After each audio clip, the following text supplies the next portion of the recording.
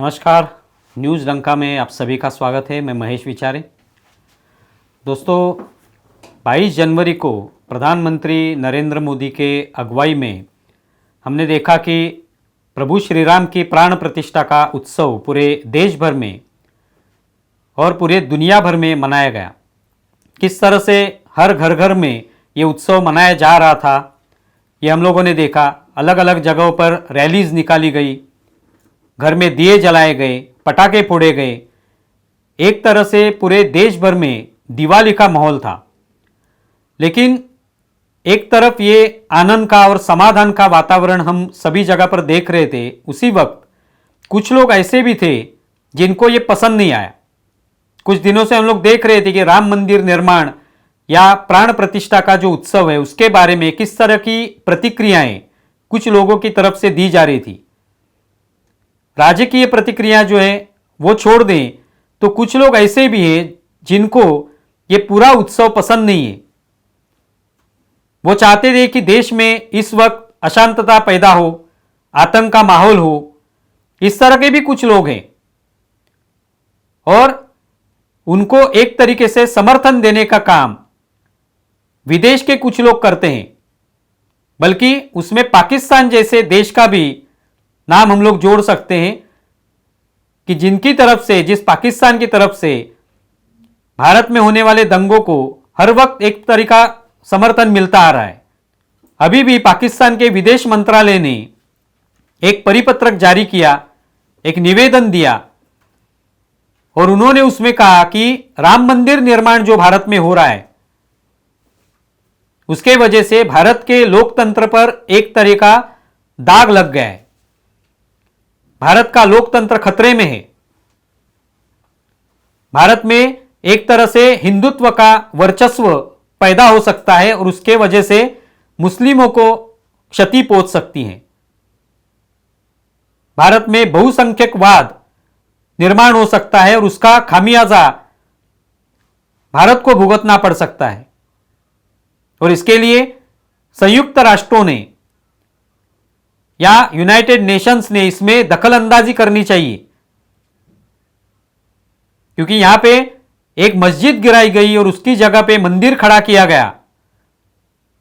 ये कौन कह रहा है? पाकिस्तान कह रहा है, जिनको पूरी तरह से पता है कि भारत में ये सब राम मंदिर का जो संघर्ष है 500 सालों का, ये क्यों संघर्ष करना पड़ा, ये उनको पता है।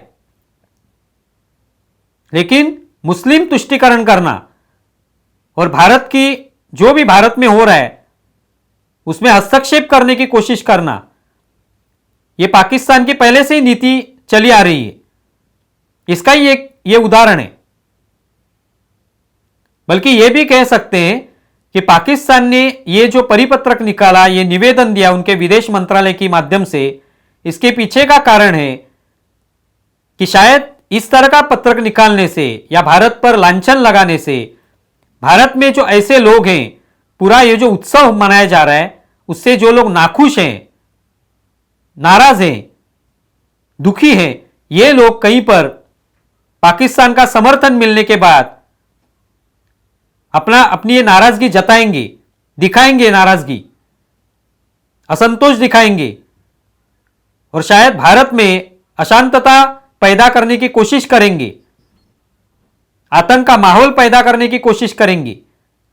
यही पाकिस्तान का उद्देश्य है और इसीलिए पाकिस्तान ने यह खत लिखा, पाकिस्तान के विदेश मंत्रालय ने। सच बात तो है कि पाकिस्तान को भारत के इन मामलों में दखलंदाजी करने की कोई आवश्यकता ही नहीं है। जब पाकिस्तान लोकतंत्र के बारे में बोलने लगता है तो एक मजाक का विषय बन जाता है।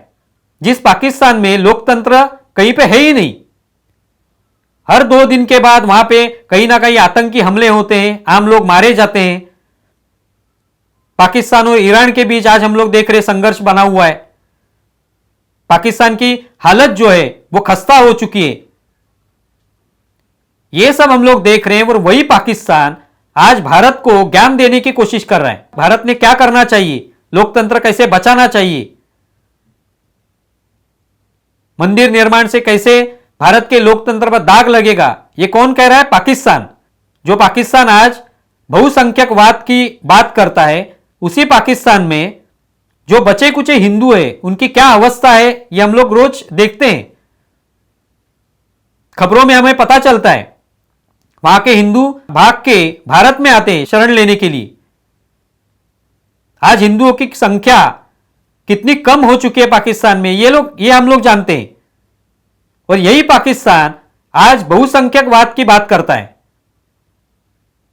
हिंदुत्व की बात करता है। अगर इतना ही पाकिस्तान को लग रहा था तो पाकिस्तान में जो हिंदू थे उनकी संख्या बढ़ जाती। लेकिन जब से पाकिस्तान की निर्मित हुई तभी से लेकर आज तक हिंदुओं की संख्या दिन ब दिन कम होती जा रही है। हिंदुओं पर अत्याचार बढ़ रहे हैं वहां पे। और वही पाकिस्तान आज भारत के हिंदुत्व के बारे में बात कर रहा है। लेकिन सिर्फ ये इतना ही मामला नहीं है। ये पाकिस्तान ने खत लिखने के पीछे जो कारण है वो वही है कि भारत में इस राम मंदिर के निर्माण से जो लोग नाराज हैं, नाखुश हैं, उनको एक तरीके से समर्थन मिले, वो लोग अपनी नाखुशी के वजह से यहां पे आतंक का माहौल पैदा करें। लेकिन ये होने वाला नहीं है, क्योंकि नरेंद्र मोदी, अमित शाह, इनके जैसे नेता जो हैं वो आज भारत में हैं, जिन्होंने पहले से ये पहचाना है कि इस तरह की कोशिश हो सकती है भारत में आतंक फैलाने की, दंगे फैलाने की। इसके लिए पीएफआई जैसे संगठन जो है उन पर पहले ही बैन लगाया गया। कुछ महीनों में हम लोगों ने देखा कि कुछ आतंकवाद से जुड़े हुए लोगों को जेल में डाला गया, उनको रोक लगाई गई, उनके सभी इरादे जो हैं वो ध्वस्त किए गए। तो क्यों किए गए? क्योंकि शायद जब राम मंदिर निर्माण होगा, प्राण प्रतिष्ठा होगी, तभी यही लोग देश भर में दंगे फैला सकते हैं, देश में आतंक का माहौल पैदा कर सकते हैं, अशांतता पैदा कर सकते हैं। यह अमित शाह ने जान लिया था। तो यही आज दिखाई दे रहा है कि आज 22 जनवरी को यह कार्यक्रम हुआ, उत्सव हुआ, लेकिन देश में पूरी तरह से शांतता थी, शांत वातावरण था, दंगे हुए नहीं। कोशिशें कई जगह पर हुई छुटपुट, लेकिन उनको भी रोक लिया गया। महाराष्ट्र में मीरा रोड में नया नगर जो है वहां पे ये इस तरह की घटना हुई, पनवेल में भी घटना हुई। लेकिन आज वहां पे फिर से जेसीबी लगाकर वहां के इन सभी आरोपियों के जो गैर कानूनी काम थे वो सब तोड़े गए, उनके झोपड़े तोड़े गए, उनकी प्रॉपर्टी जो है उस पर जेसीबी चलाया गया। तो ये आज हो रहा है। और इसके पीछे का कारण है कि नरेंद्र मोदी, अमित शाह जैसे नेता जो हैं उन्होंने ये पहचान लिया था।